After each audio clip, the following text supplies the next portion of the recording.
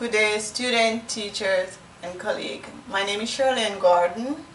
My colleague and I will be speaking to you today on the topic of personal finance. I will be focusing on budgeting while in college. Last year, Salome did a survey where students attending college and university were asked at what point in time did they receive some level of education about budgeting, in particular budgeting for college. The results shows that 84% of those students that took the survey had never received any education about budgeting for college prior to attending college. They were further asked where at one point in time would they have liked to have received the education. 64% of those students said they would have liked to have received those education while they were in high school, and another 40% say they would have loved to get the information while they were a freshman in college. The goal of budgeting for college is to have, the ultimate goal is no debt at the end. But we need for the goal to be attainable. And based on individuals' financial status or financial ability, some people will definitely have debt. But we need those debt to be as minimal as possible. We will be looking at what is a budget, how is a budget prepared, and why do we need a budget. What is a budget? A budget is a plan that will assist you in spending your money wisely. David Ramsey simply put it as you telling your money where to go instead of wondering where it went. There are 4 steps in the budgeting process. The first step is to set your financial goals. In setting those financial goals, your goals need to be attainable and flexible. Attainable goals are goals that you are able to accomplish. Flexible goals are flexible budgets.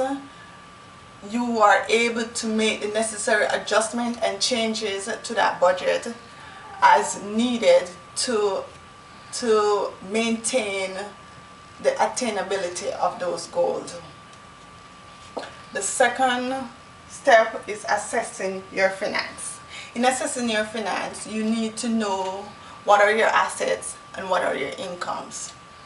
Your incomes, in regards to your incomes, you should know your sources of income, know the level of income that you are going to receive, so that you will be able to allocate those income accordingly to your expense. Also, you need to know your expenditures and to put them in class of priorities. One way to do so is to separate needs from wants. Needs are those expenses that are necessary for you to attain your college education, such as tuition, books and supplies, etc. Wants are those that you can forego in the event that your budget is not going according to plan. You can forego those expenses, such as entertainment. You can either forego it in totality or reduce the amount allocated to expenses. The third step is assess and prioritize your expenditure. Your expenditures can be your expenditure can get out of control if you are not careful. You have to keep your budget. Whenever you're spending, you have to keep your budget in mind, and also keep in mind how much you have allocated to each expenditure, especially on the miscellaneous.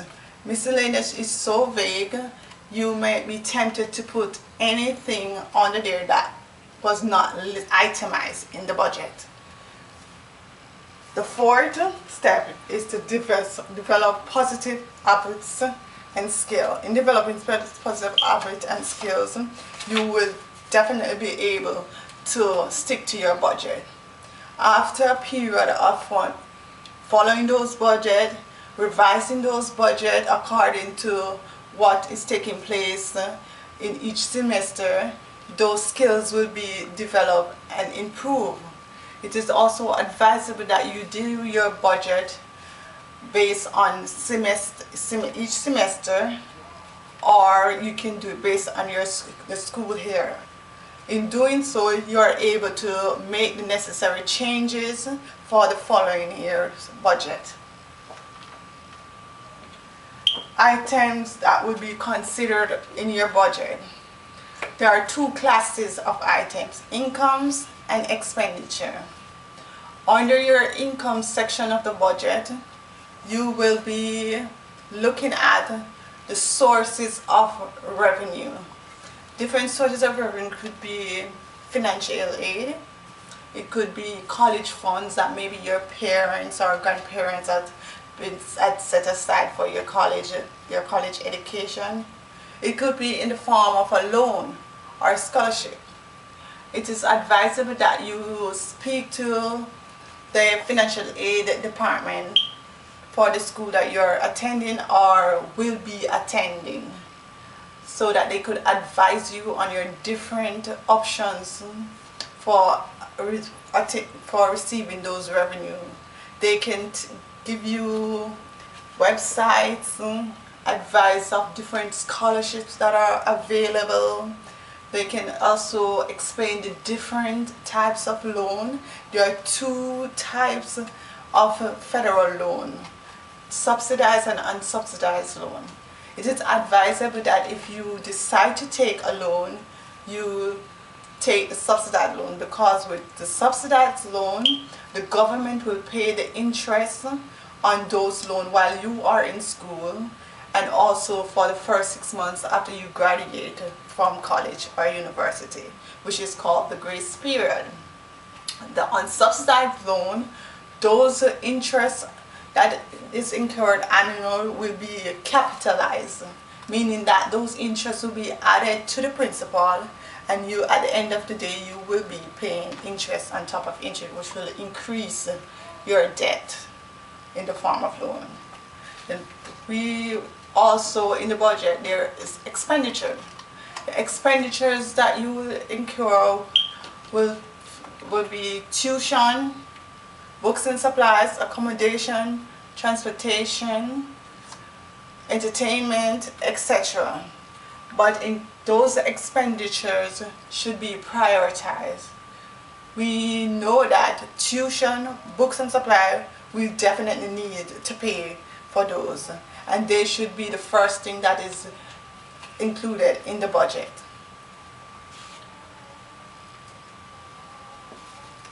Okay, after establishing your income and your expenditure, at the end of the day, it would be wise to find ways to reduce expenditure, such as ways to avoid certain costs that would be acquired in your day-to-day life while going to college. When you get a student loan or financial aid, the financial aid department would require a bank account, and there would be advisable for you to open a bank account if you already haven't opened a bank account. A checking account would also be advisable. In choosing your bank, your financial institution, you should ask questions such as what fees do they extend to college student. Some institutions will offer no fee accounts to college students as an encouragement for them to start their financial life with their institution. You could open a bank account with a checking account and a savings account. A savings account, which is important that you have a savings account, because whatever aids you're getting, it is wise to save something. It doesn't matter how minimal it is, but saving something. At the end of the day, you could use that saving to pay on your loan if you have a loan, or it could help out when you leave college and university. Some bank accounts will offer no monthly fees, no minimum balance fees. They could offer to give you cash back on purchases that are made by ATM, such as on gas, certain restaurants purchase, but you would need to be careful on the restaurant purchase, because you might take advantage of the reward that you will receive on that and end up going over your budget.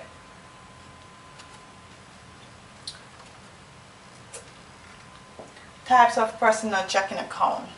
There are reward personal checking account that are offered to students, such as free checking, where you have free online banking, free checks that will be given out to you, free access to other ATM machine nationwide, and then there are interest-bearing checking, which would be the funds that are transferred to those accounts. You will incur interest on those on a monthly basis. Wells Fargo is a good financial institution that have a lot of incentives for college and university students. Benefits of having a checking account. Some of the benefits of having a checking account is that it gives you the advantage of being able to write checks as a form of payment. Also, there is online banking where you have bill pays. You can pay your bills on time. You're able to set up payments for future dates. You're able to keep track of your expenses, your spending that you do daily, monthly. Also, which is important when you have a budget, you need to keep track of it, and you also need to reconcile those accounts to avoid additional fees such as bounce checks fee, overdraft fees. There is also the safe storage of your money.